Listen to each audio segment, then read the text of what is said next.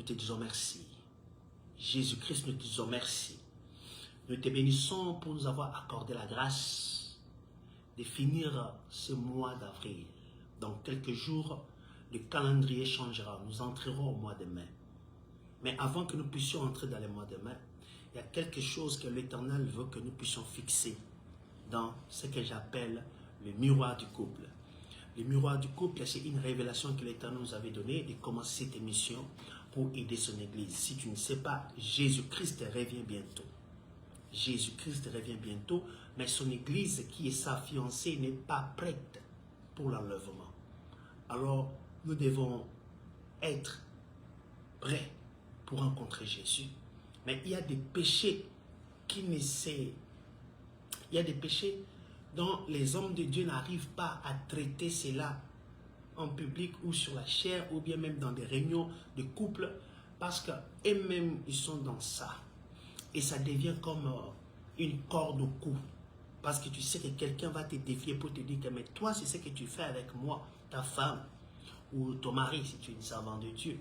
Alors ce matin là où vous êtes, j'aimerais partager avec vous pour vous aider à entrer dans le mois de mai, dans la gloire de Dieu, dans la délivrance, dans la pureté, dans la sainteté, afin que vous viviez sa main dans votre vie, dans votre couple. Vous savez, le péché qui détruit la destinée d'un homme, ce n'est pas le péché d'alcool, ce n'est pas le péché de la cigarette, ce n'est pas le péché d'insulter ou de commérage, c'est le péché sexuel. Ça détruit ta destinée, ça te décompose pendant que tu es vivant, ça te divise, ça te sépare, ça te tue. Mais nous allons lire à la parole de Dieu. Et c'est pourquoi j'ai précisément mentionné ce genre de péché que beaucoup de gens ont peur, peut-être honte de les confesser, mais on doit les dire pour que l'Église soit délivrée. Ou un jeune couple chrétien ou un couple qui cherche des enfants, mais vous n'arrivez pas à concevoir ou vous n'arrivez pas à avoir des enfants, tout simplement parce que vos pratiques sexuelles sont des pratiques démoniaques. Ce ne sont pas des pratiques des chrétiens. Un couple chrétien vit différemment d'un couple païen. Vous devez le savoir dès aujourd'hui. Un couple chrétien, ce n'est pas un couple qui part tous les dimanches à l'église. Tout le monde peut faire ça. Un couple chrétien, c'est un couple qui vit la parole de Dieu dans leur mariage, jusque dans les lits conjugaux. Et ça ne se limite pas dans la tenue vestimentaire, ça ne se limite pas dans nos langages, ça ne se limite pas dans nos comportements, dans notre comportement extérieur, ça va au-delà. Alors, on va commencer dans le livre de Lévitique. Lévitique, le chapitre 18. Nous allons lire ces chapitres. Parce que quand on lit seulement le verset en morceaux, les gens ne comprennent rien. Après, bon, on va lire quelques versets avant d'entrer dans la profondeur de la chose. Afin que tu sois délivré, toi et ton mari, afin que votre mariage soit béni, afin que votre couple prospère, afin que vous viviez la main de l'Éternel. Lévitique chapitre 18. Nous commençons à partir du premier verset. L'Éternel parla à Moïse et dit, parle aux enfants d'Israël, et tu leur diras, je suis l'Éternel votre Dieu. Vous ne ferez point ce qui s'est fait dans le pays d'Égypte où vous avez habité, et vous ne ferez point ce qui s'est fait dans le pays de Canaan où je vous mène.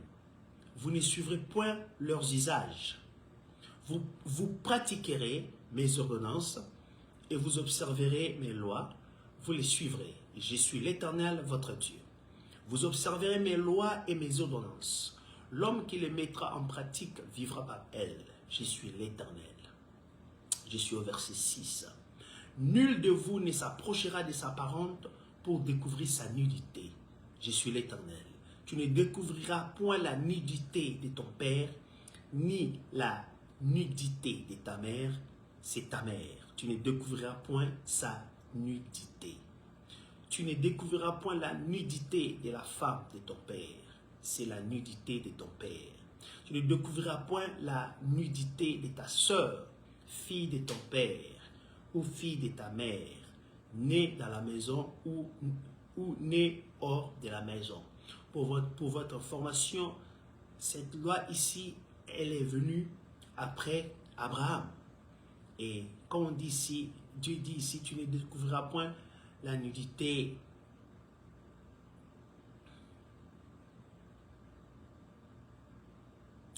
de la fille de ton père ou de la fille de ta mère, née dans la maison ou en maison.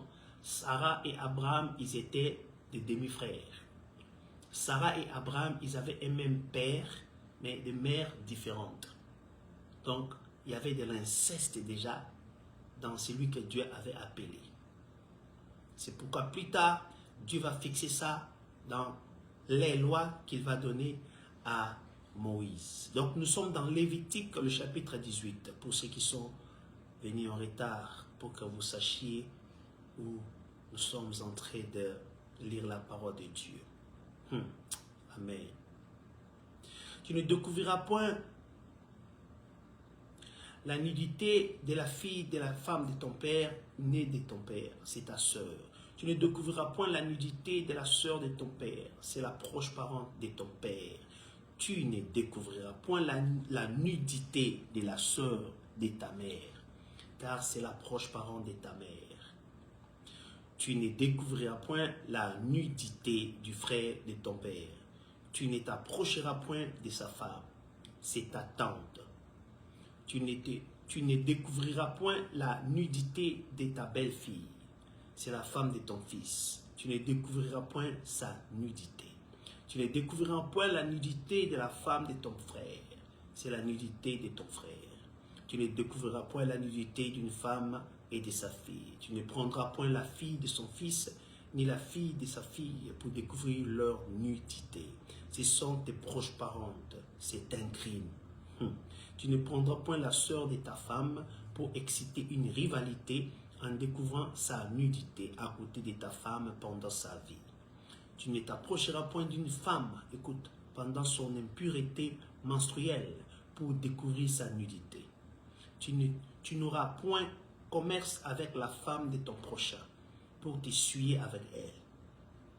Tu ne livreras aucun de tes enfants pour les faire passer à Moloch et tu ne profaneras point le nom de ton Dieu, je suis l'Éternel. Donc, tu ne livreras aucun de tes enfants pour les faire passer à Moloch, c'est-à-dire ces gens ici, ils brûlaient leur premier fils comme sacrifice à Moloch, leur Dieu. Tu ne coucheras point avec... Écoute ceci, le verset 22, qui nous dit la Bible. Excusez-moi. Alléluia. Le verset 22 qui nous dit la Bible. Tu ne coucheras point avec un homme comme on couche avec une femme. C'est une abomination. Ici, on a bien parlé. Tu ne coucheras point avec un homme comme on couche avec une femme. C'est une abomination. C'est ça l'origine de ce qu'on appelle la sodomie. La sodomie, c'est ces péchés-là où l'être humain fait les rapports sexuels par derrière. Si je ne vais pas mentionner les noms clairement, mais tu comprends. Par derrière, là où on défèque, là où on sort les déchets qui viennent de nos intestins.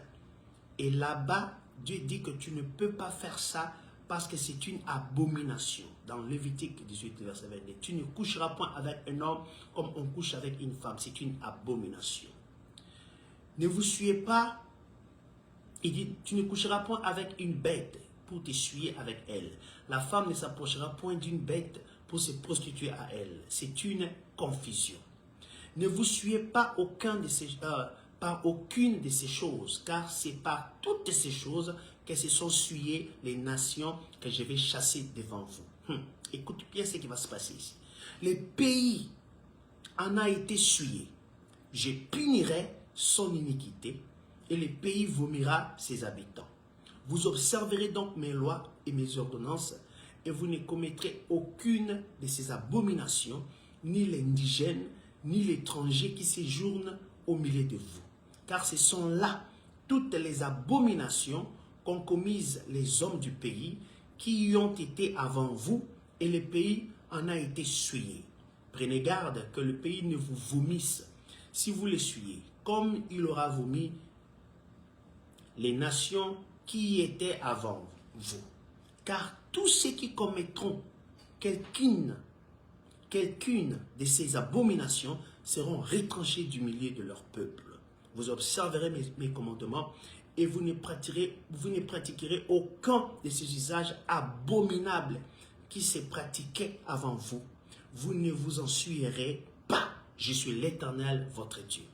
Vous voyez, ici, on parle clairement de la sodomie, c'est satanique et diabolique. La Bible interdit les enfants d'Israël d'en pratiquer parce que Dieu dit, c'est à cause de cela que je suis en train de chasser les habitants de Canaan et je vous remplace comme un peuple saint pour que vous puissiez posséder le pays. Parce qu'eux, ils étaient en train de commettre ces abominations. L'homme couchait avec l'homme comme couche avec une femme.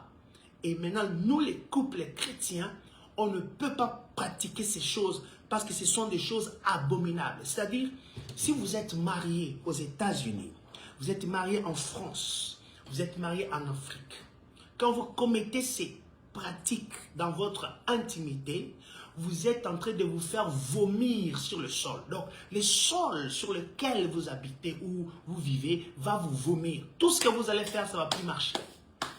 Votre vie va commencer à sombrer parce que vous vous maudissez vous-même. Donc, le pays va vous vomir. C'est-à-dire, tout ce que vous allez faire, ça ne va jamais prospérer jusqu'à ce que vous obteniez la délivrance au travers d'un homme de Dieu saint.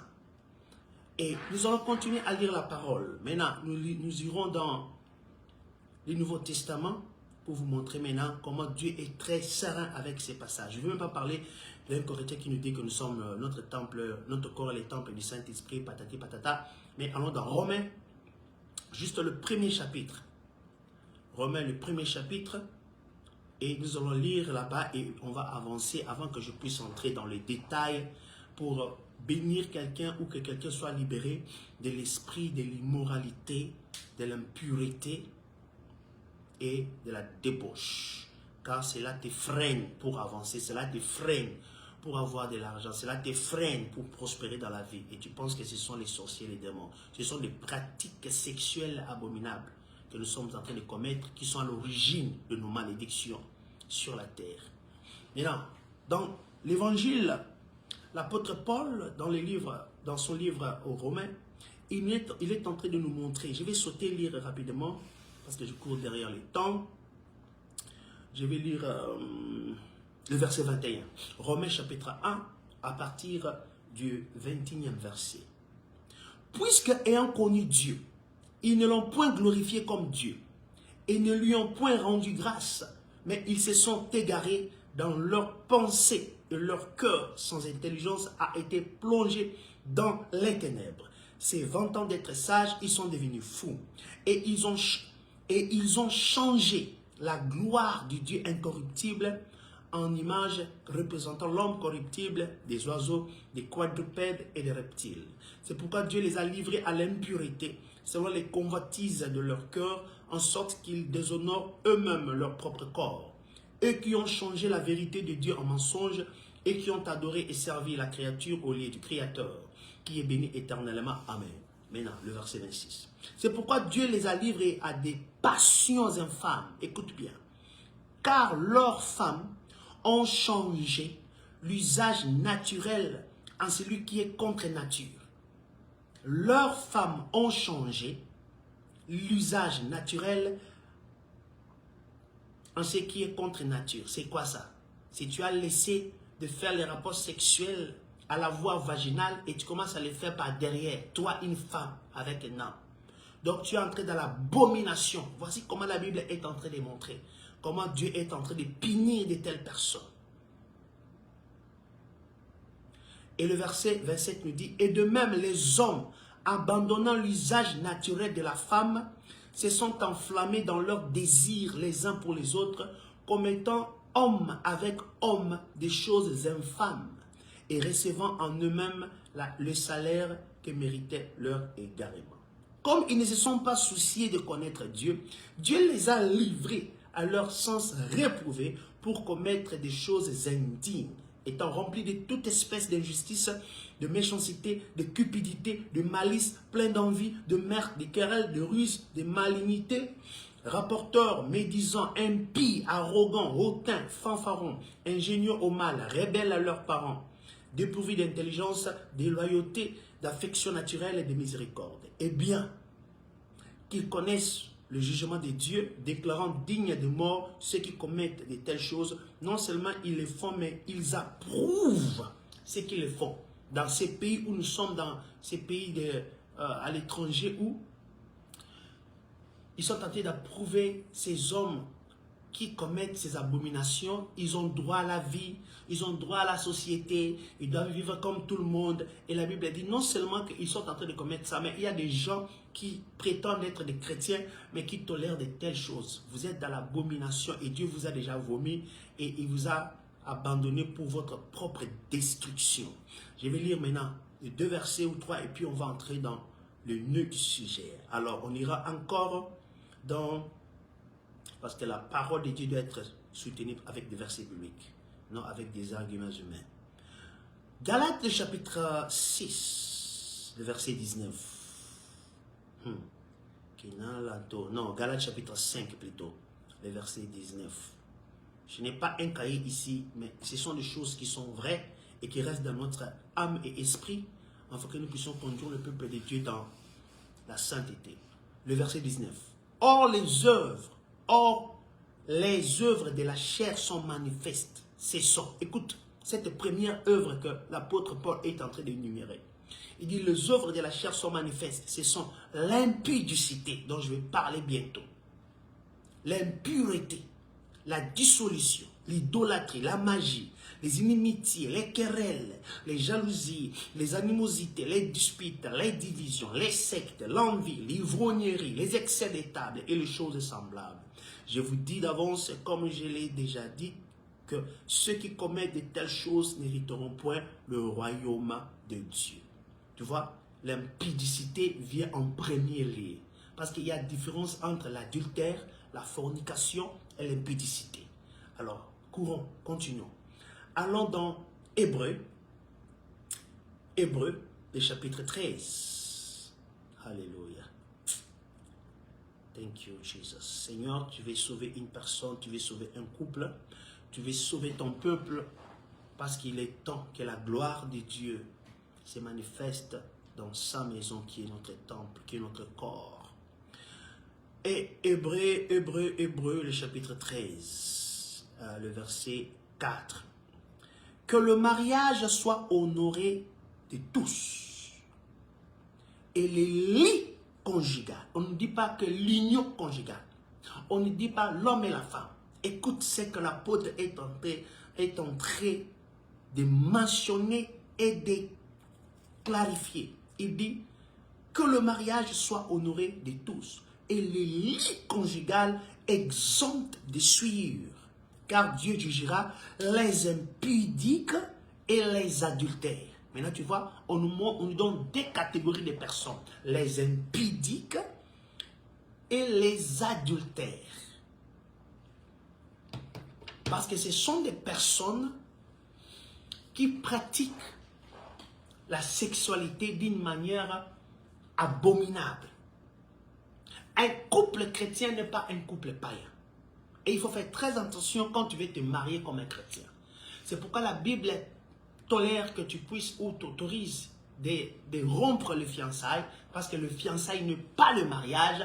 Le fiançailles, c'est une étape où on est en train de s'observer, de s'étudier ou bien de se connaître si vraiment nous sommes faits l'un pour l'autre.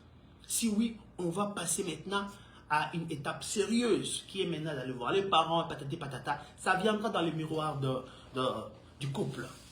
Mais quand on se marie pour la vie.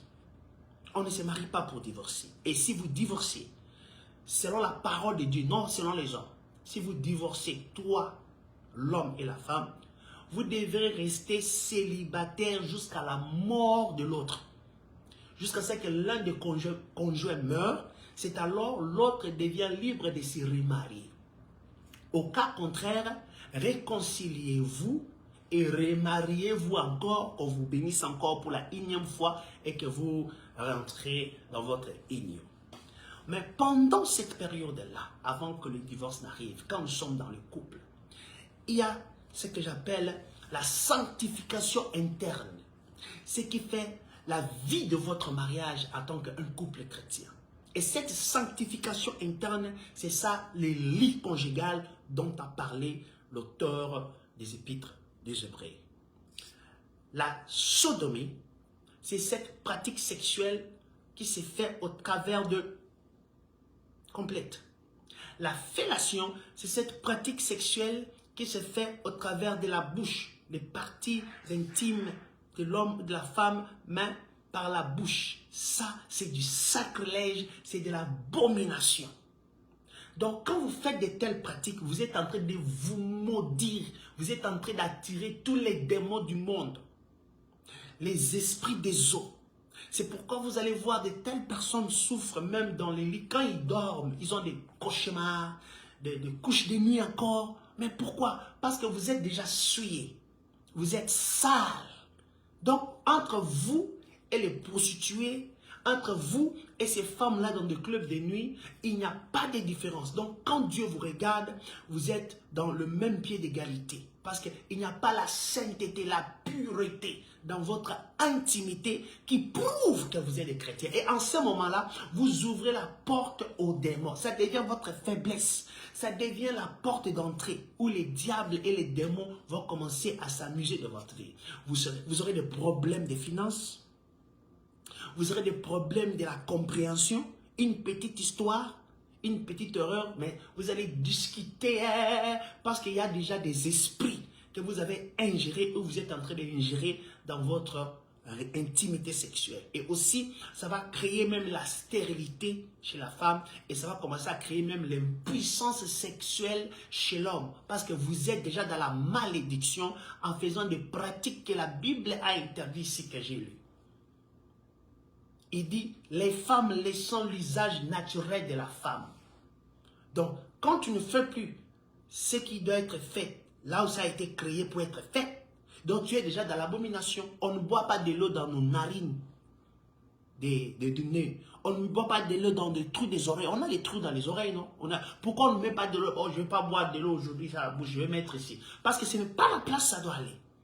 Et naturellement, consciemment aussi, étant des chrétiens, on ne peut pas faire de telles choses parce que ça détruit notre qualité de vie devant Dieu et sur la terre. La Bible a dit quoi? Dans Lévitique 18, le pays va te vomir. Tu seras en Europe, tu seras aux États-Unis, même dans ton pays natal en Afrique, mais les choses ne vont pas avancer parce que votre pratique sexuelle est abominable. Si vous êtes dans l'abomination, en tant qu'un enfant de Dieu, tu ne peux pas faire ça. Tu dois te contrôler. C'est pourquoi la Bible parle de la maîtrise des choix. C'est toi qui dois contrôler tes désirs et non que les désirs te contrôlent. Si tu veux avancer dans la vie, si tu veux progresser avec Dieu, si tu veux voir la main de Dieu dans ce que tu fais, commence à te discipliner sérieusement dans les domaines sexuels. Autrement dit, c'est regrettable. C'est regrettable. C'est pourquoi tu vois dans la Bible, il y a l'histoire d'un homme qu'on appelle Lot, le neveu d'Abraham. Lot était le fils de frère d'Abraham. Lorsqu'il a quitté Abraham, il est parti dans une ville qu'on appelle Sodome et Gomorrhe. Et dans cette ville-là, comme les hommes couchaient avec les hommes, Dieu s'est fâché à tel point qu'il est descendu pour détruire la ville par la pluie de feu. Et c'est là où est venue la sodomie. Ça vient du Sodome. Et quand on parle Sodome et Gomorrhe, tu connais la maladie sexuellement transmissible qu'on appelle... comment on appelle ça comment on appelle ça encore ça a quelque chose de gonologique, quelque chose que j'oublie. Attends, je vais chercher ça rapidement.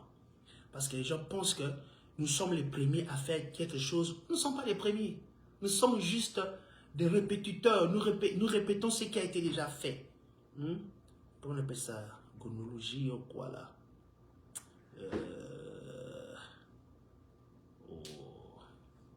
Je vais chercher ça.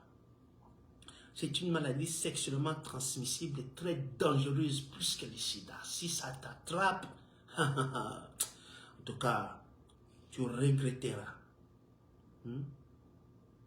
Comment on appelle ça? Non, c'est pas ça. Comment on appelle encore cette maladie-là? Il y a les noms Gono, hein, Gono dedans, c'est Gono, il y a Gono dedans, quelque chose comme ça. Et tu vois quoi? Ces villes-là ont été détruites à cause de ces genres de pratiques. Et parce que Lot était dans un environnement pollué, lorsqu'il a quitté Sodome et Gomorrhe, sa femme a désobéi à la parole de Dieu, elle s'est retournée, elle regarda derrière, et puis devenue statue du ciel. Plus tard, ses propres filles ont commencé à coucher avec leur propre père. Ils ont causé l'inceste. Et quand Dieu maintenant va parler à Moïse, il va lui dire plus tard, la génération là n'entrera jamais dans mon assemblée. Donc les enfants de Lot, qui étaient des cousins germains avec les Israélites, mais à cause de leur issue, à cause de l'union dans laquelle ils sont sortis, Dieu les a interdits d'entrer dans l'assemblée, c'est-à-dire lorsqu'il y a culte, lorsqu'il y a programme, mais eux, ils ne pourront pas entrer. Et l'une d'une fille qui venait de ces liens-là, c'est celle qu'on appelle Ruth, la Monite. Ruth, la Monite, et autrement dit, elle est cousin germain des Israélites, parce que ses parents étaient la descendance de Lot et ses propres filles, parce que Lot avait fui avec ses deux filles.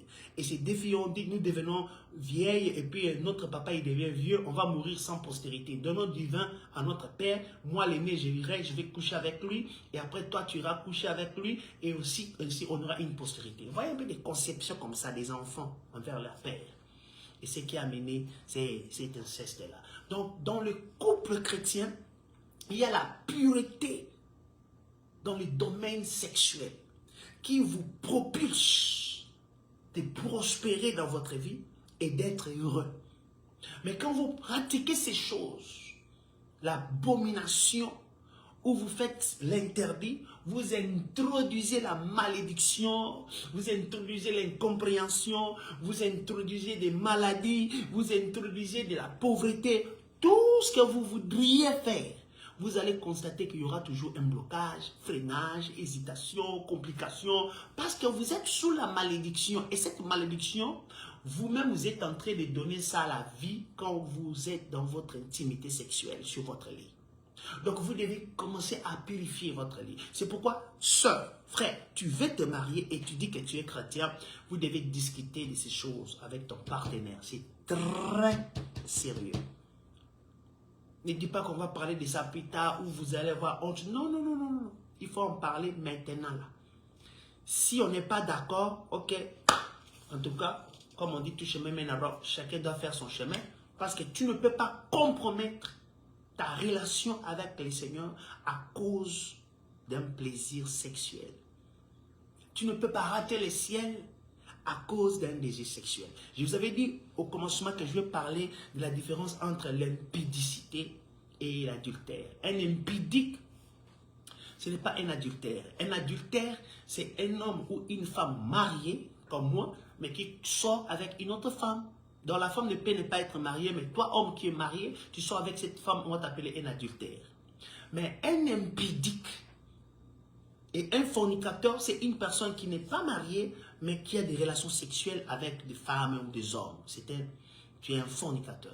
C'est ça la fornication. Mais l'impudicité, c'est un homme marié, légalement devant les hommes, devant Dieu, à l'église, les familles, on a chanté, dansé, et ils habitent ensemble, mais leur pratique sexuelle, c'est démoniaque. Vous faites de la sodomie, de la fellation, ceci, cela, et les autres personnes vont plus tard, ou plus loin même d'autres femmes, acheter des objets sexuels pour se satisfaire. Tout ça, vous êtes dans l'abomination et dans l'impureté totale. Même votre maison est souillée.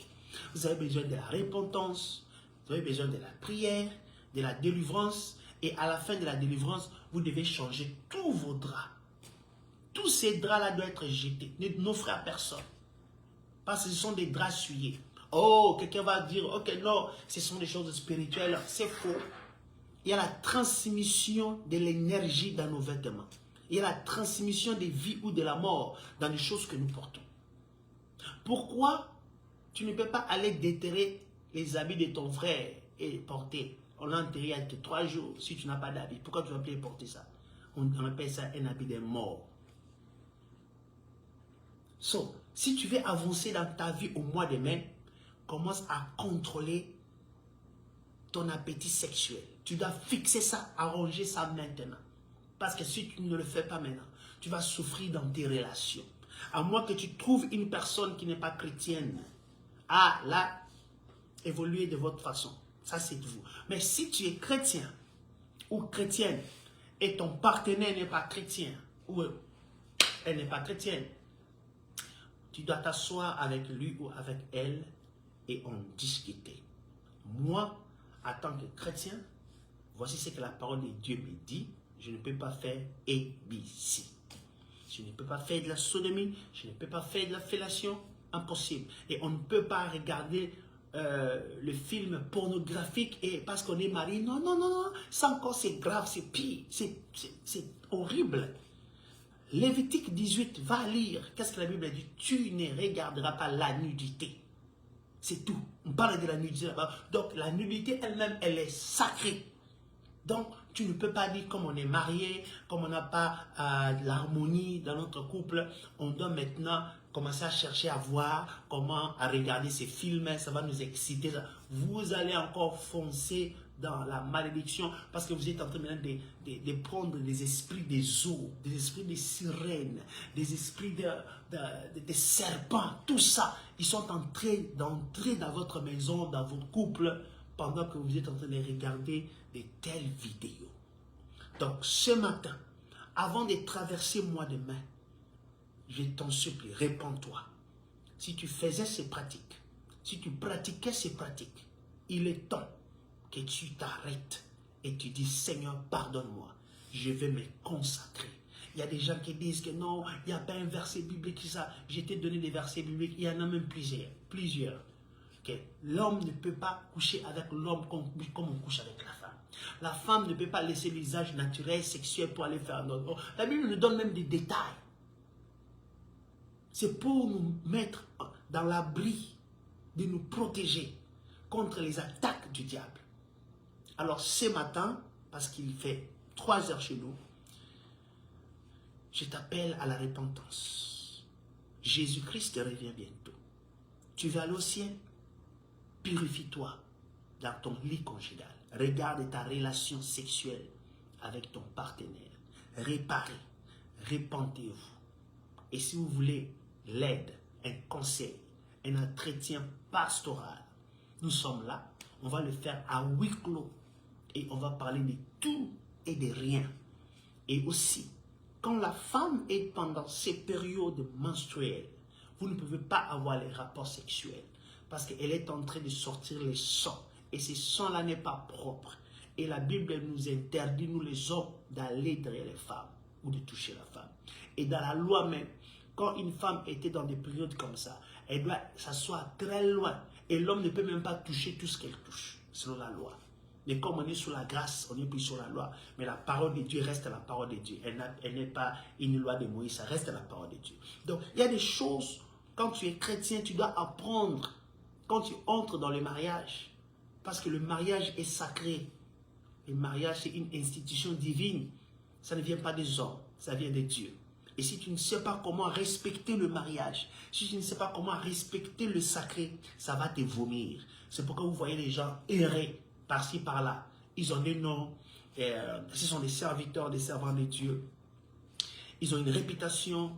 On les connaît par la grâce de Dieu, par les dons que Dieu les a donnés, le ministère que Dieu les a donné, mais ils ont lamentablement échoué dans le mariage.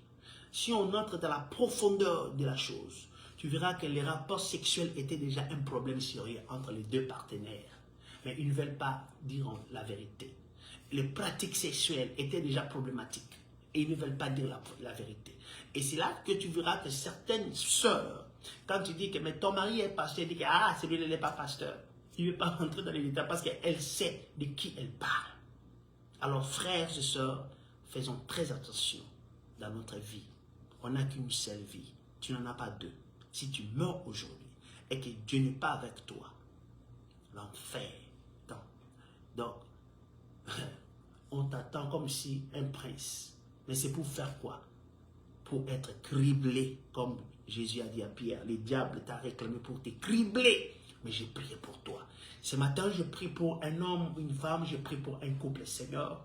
Le Dieu d'Abraham, d'Isaac et de Jacob, miséricordieux, pardonne-leur, pardonne-nous nos faiblesses, nos désirs incontrôlables qu'on ne peut pas contrôler, où les diables s'en servent pour nous détruire, nous combattre, nous assujettir. Seigneur, ce matin, j'ai prié pour ta grâce de toucher ces couples, de toucher ces frères et sœurs, pour qu'ils entrent dans l'alliance de la sanctification et qu'ils voient ta main dans leur couple, qu'ils voient ta main dans leurs affaires. In the mighty name of Jesus. Tout esprit de dérapage sexuel, je le brise en vous maintenant. Je le brise en toi. Reçois la délivrance et la paix. Reçois la restauration. In Jesus' name. Sois délivré. Alléluia. Des démons de l'immoralité. In the mighty name of Jesus. Merci Seigneur. Bénis ton peuple. Nous t'avons ainsi prié. Amen. Amen. God bless you. C'était l'apôtre Bolingo. À la prochaine.